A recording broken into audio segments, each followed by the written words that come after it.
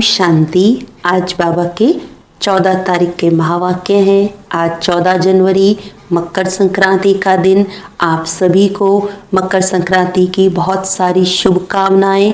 तो हम भी बाबा इतना मीठा, तिल जितनी आत्मा, तो सदा मीठे बाबा के साथ सदा जुड़े रहें तो हमारा जीवन सदा श्रेष्ठ बना रहेगा। तो आज सुनते हैं, बाबा ने कहा, मीठे बच्चे, बाप तुम्हें जो पढ़ाई पढ़ाते हैं, बाप तुम्हें जो पढ़ाई पढ़ाते हैं वह बुद्धि में रख सबको पढ़ानी है। हर एक को बाप का और सृष्टि चक्र का परिचय देना है। प्रश्न है, आत्मा सतयुग में भी पाठ बजाती और कलयुग में भी, लेकिन अंतर क्या है? आत्मा वही सतयुग में भी पाठ बजाती है, फिर कलयुग में भी पाठ बजाती, लेकिन दोनों में अंतर क्या है? सतयुग में जब पाठ बजाती है तो उसमें कोई पाप कर्म नहीं होता है, हर कर्म वहाँ अकर्म हो जाता है, क्योंकि वहाँ रावण नहीं है। फिर कलयुग में जब पाठ बजाती है तो हर कर्म विकर्म व पाप बन जाता है, क्योंकि यहाँ विकार हैं। अभी तुम हो संगम पर, तुम्हें सारा ज्ञान है। ओम शांति। अब ये तो बच्चे जानते हैं कि हम बाबा के सामने बैठे हैं, बाबा भी जानते हैं बच्चे हमारे सामने बैठे हैं। ये भी तुम जानते हो, बाप हमको शिक्षा देते हैं जो फिर औरों को देनी है। जो बाबा हमें शिक्षा दे रहे हैं, ये शिक्षा फिर हमें औरों को देनी है। पहले पहले तो बाप का ही परिचय देना है, क्योंकि सब बाप को और बाप की शिक्षा को भूले हुए हैं। अभी जो बाप पढ़ाते हैं, ये पढ़ाई फिर 5000 वर्ष बाद मिलेगी। ये ज्ञान और कोई को है नहीं। मुख्य हुआ बाप का परिचय। फिर यह भी समझाना है, हम सब भाई भाई हैं। सारी दुनिया की जो सब आत्माएं हैं, सब आपस में भाई भाई हैं। सब अपना मिला हुआ पाठ इस शरीर द्वारा बजाते हैं। अब तो बाप आए हैं नई दुनिया में ले जाने के लिए, जिसको स्वर्ग कहा जाता है। परंतु हम सब भाई पतित हैं, एक भी पावन नहीं। सभी पतितों को पावन बनाने वाला है ही एक बाप। यह है ही पतित विकारी भ्रष्टाचारी रावण की दुनिया। रावण का अर्थ ही है 5 विकार स्त्री में, 5 विकार पुरुष में। बाबा बहुत सिंपल रीति समझाते हैं, तुम भी ऐसे समझा सकते हो। तो पहले पहले ये समझाओ, हम आत्माओं का वह बाप है, हम सब ब्रदर्स हैं। पूछो ये ठीक है? लिखो, हम सब भाई भाई हैं, हमारा बाप भी एक है। हम सब सोल्स का वह है सुप्रीम सोल, उनको फादर कहा जाता है। ये पक्का पक्का बुद्धि में बिठाओ तो सर्वव्यापी आदि पहले निकल जाए। अलफ पहले पढ़ना है। बोलो ये अच्छी रीति बैठ लिखो। आगे सर्वव्यापी कहता था, अब समझता हूँ कि सर्वव्यापी नहीं है। हम सब भाई भाई हैं। सब आत्माएं कहती हैं गॉड फादर, परम पिता। पहले तो ये निश्चय बिठाना है कि हम आत्मा हैं, परमात्मा नहीं। न हमारे में परमात्मा व्यापक है, सब में आत्मा व्यापक है। आत्मा शरीर के आधार से पाठ बजाती है, ये पक्का कराओ। अच्छा, फिर वे बाप सृष्टि के आदि मध्य अंत का ज्ञान भी सुनाते हैं। और तो कोई भी जानते नहीं कि सृष्टि चक्र की एज कितनी है।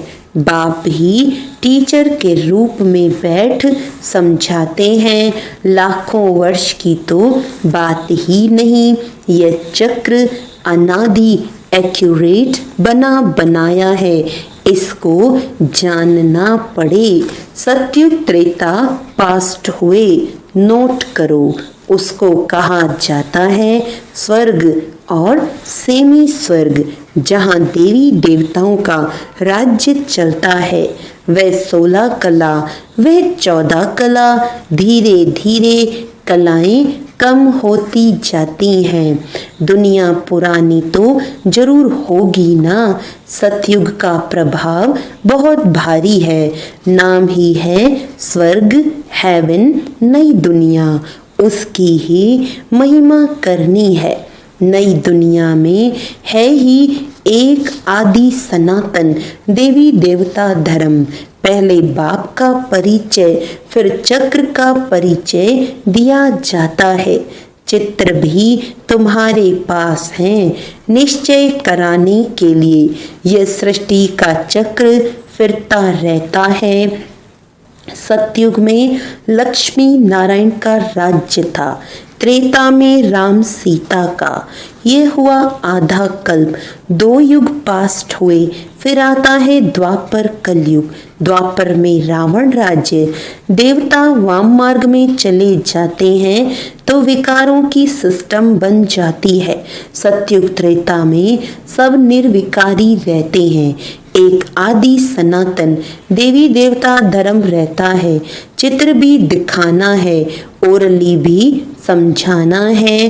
बाप हमको टीचर बन ऐसे पढ़ाते हैं। बाप अपना परिचय खुद ही आकर देते हैं, खुद कहते हैं मैं आत्मा हूँ। पतितों को पावन बनाने तो मुझे शरीर जरूर चाहिए, नहीं तो बात कैसे करूं। मैं चैतन्य हूँ, सत्य हूँ और अमर हूँ। आत्मा सतो रजो तमो में आती है, आत्मा ही पावन और पतित बनती है। इसीलिए कहा जाता है पतित आत्मा पावन आत्मा। आत्मा में ही सब संस्कार हैं। पास्ट के कर्म व विकर्म का संस्कार आत्मा ले आती है। सतयुग में विकर्म होता ही नहीं, कर्म करते हैं, पार्ट बजाते हैं, परंतु वह कर्म अकर्म हो जाता है। गीता में भी अक्षर है, अभी तुम प्रैक्टिकल में समझ रहे हो, जानते हो बाबा आया हुआ है पुरानी दुनिया को बदलने, नई दुनिया बनाने। जहाँ कर्म अकर्म हो जाते हैं उसको ही सतयुग कहा जाता है, और फिर जहाँ सब कर्म विकर्म होते हैं उसको कलयुग कहा जाता है। तुम अभी हो संगम पर। बाबा दोनों तरफ की बात समझाते हैं। सतयुग त्रेता में तो है पवित्र दुनिया, वहाँ कोई पाप होता नहीं। जब रावण राज्य शुरू होता है तब ही पाप होते हैं, वहाँ विकार का नाम नहीं होता। चित्र तो सामने है, राम राज्य और रावण राज्य। बाप समझाते हैं ये पढ़ाई है, बाप के सिवाय और कोई नहीं जानता। ये पढ़ाई तो तुम्हारी बुद्धि में रहनी चाहिए। बाप भी याद आता है, चक्र भी बुद्धि में आ जाता है।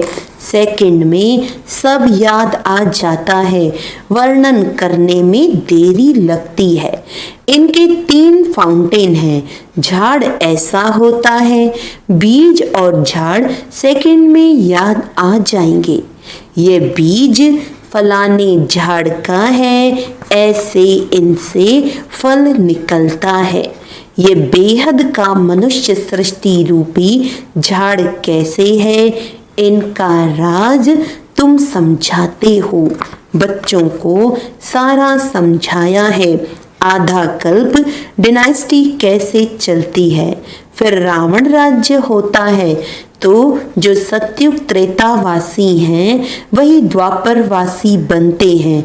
झाड़ वृद्धि को पाता रहता है। आधा कल्प के बाद रावण राज्य होता है। विकारी बन जाते हैं। बाप से जो वर्षा मिला वह आधा कल्प चला। नॉलेज सुनाकर वर्षा दिया वह प्रारब्ध भोगी, अर्थात सतयुग त्रेता में सुख पाया उसको सुखधाम सतयुग कहा जाता है। वहाँ दुख होता ही नहीं। कितना सिंपल समझाते हैं। एक को समझाते हो या बहुतों को समझाते हो तो ऐसे अटेंशन देना है। समझता है, हाँ हाँ करता है, बोलो, नोट करते जाओ। कोई शंका हो तो पूछना। जो बात कोई नहीं जानता वह हम समझाते हैं। तुम कुछ भी नहीं जानते हो, पूछेंगे फिर क्या। बाबा तो इस बेहद झाड़ का राज समझाते हैं। यह नॉलेज अभी तुम समझते हो। बाप ने समझाया है तुम 84 के चक्र में कैसे आते हो। यह अच्छी रीति नोट करो, फिर इस पर विचार करना है। जैसे टीचर ऐसे यानी निबंध देते हैं, फिर घर में जाकर रिवाइज कर आते हैं ना, तुम भी ये नॉलेज देते हो। फिर देखो क्या होता है। पूछते रहो, एक एक बात अच्छी रीति समझाओ। बाप टीचर का कर्तव्य समझाकर फिर गुरु का समझाओ। उनको बुलाया ही है कि आकर हम पतितों को पावन बनाओ। आत्मा पावन बनती है तो फिर शरीर भी पावन मिलता है। जैसा सोना वैसा जेवर बनता है। 24 कैरेट का सोना उठाएंगे, खाद नहीं डालेंगे तो जेवर भी ऐसे सतो प्रधान बनेंगे। अलाई डालने से तमो प्रधान बन पड़ते हैं। पहले पहले भारत 24 कैरेट पक्के सोने की चिड़िया था, अर्थात सतो प्रधान नई दुनिया थी, फिर तमो प्रधान बनी है। यह बाप ही समझाते हैं और कोई मनुष्य गुरु लोग नहीं जानते। बुलाते हैं, आकर हमको पावन बनाओ। सो तो गुरु का काम है। वानप्रस्थ अवस्था में मनुष्य गुरु करते हैं। वाणी से परे स्थान तो इनकॉर्पोरियल वर्ल्ड यानी निराकारी दुनिया जहाँ आत्माएं रहती हैं, यह है कॉर्पोरियल वर्ल्ड। मनुष्य बाबा अगर एक कॉर्पोरियल वर्ल्ड है तो दोनों का ये मेल है। वहाँ तो शरीर है नहीं, वहाँ कोई काम नहीं होता है। बाप में तो सारी नॉलेज है। ड्रामा प्लान अनुसार उनको कहा ही जाता है नॉलेजफुल। वह चैतन्य सतचित आनंद स्वरूप होने के कारण उनको नॉलेजफुल कहा जाता है। बुलाते भी हैं, हे पतित पावन नॉलेजफुल शिव बाबा। उनका नाम सदैव शिव ही है। बाकी आत्माएं सब आती हैं पाठ बजाने, तो भिन्न भिन्न नाम धारण करती हैं। बाप को बुलाते हैं परंतु उनको कुछ भी समझ नहीं रहती। जरूर भाग्यशाली रथ भी होगा जिसमें बाप प्रवेश कर तुमको पावन दुनिया में ले जाएं। तो बाप समझाते हैं, मीठे मीठे बच्चों, मैं उनके तन में आता हूँ जो बहुत जन्मों के अंत में है। पूरा 84 जन्म लेते हैं। भाग्यशाली रथ पर आना पड़ता है। पहले नंबर में तो है श्री कृष्ण, वह है नई दुनिया का मालिक। फिर वही नीचे उतरते हैं, गोल्डन से सिल्वर, कॉपर, आयरन एज में आकर पढ़ते हैं। अभी फिर तुम आयरन से गोल्डन बन रहे हो। बाप कहते हैं सिर्फ मुझ अपने बाप को याद करो। जिसमें प्रवेश किया है उनकी आत्मा में तो जरा भी नॉलेज नहीं थी। यानी ब्रह्मा बाबा के शरीर में शिव बाबा ने प्रवेश किया तो बाबा कह रहे उनमें तो जरा भी, यानी ब्रह्मा बाबा में जरा भी नॉलेज नहीं थी। इनमें मैं प्रवेश करता हूँ, इसीलिए इनको भाग्यशाली रथ कहा जाता है। नहीं तो सबसे ऊंच तो यह लक्ष्मी नारायण है, इनमें प्रवेश करना चाहिए, परंतु उनमें परमात्मा प्रवेश नहीं करते, इसीलिए उनको भाग्यशाली रथ नहीं कहा जाता है। रथ में आकर पतितों को पावन बनाना तो जरूर कलयुगी तमो प्रधान होगा ना। खुद कहते हैं मैं बहुत जन्मों के अंत में आता हूँ। गीता में भी अक्षर एक्यूरेट है। गीता कोई सर्वशास्त्रमयी शिरोमणि कहा जाता है। इस संगम युग पर ही बाप आकर ब्राह्मण कुल और देवता कुल स्थापन करते हैं। बहुत जन्मों के अंत में अर्थात संगम युग पर ही बाप आते हैं। बाप कहते हैं मैं बीज रूप हूँ, कृष्ण तो है सतयुग का रहवासी, उनको दूसरी जगह तो कोई देख ना सके। पुनर्जन्म में तो नाम रूप देश काल सब बदल जाता है, फीचर्स ही बदल जाते हैं। पहले छोटा बच्चा बहुत सुंदर होता है, फिर बड़ा होता है, वह फिर शरीर छोड़ दूसरा लेता है। यह बना बनाया खेल ड्रामा के अंदर फिक्स है। दूसरा शरीर लिया तो उनको कृष्ण थोड़ी कहेंगे, उस दूसरे शरीर पर नाम आदि फिर दूसरा पड़ेगा। समय, फीचर्स, तिथि, तारीख आदि सब बदल जाते हैं। वर्ल्ड की हिस्ट्री, ज्योग्राफी हूबहू रिपीट कहा जाता है, तो ये ड्रामा रिपीट होता रहता है। सतो रजो तमो में आना ही है। सृष्टि का नाम, युग का नाम सब बदलते रहते हैं।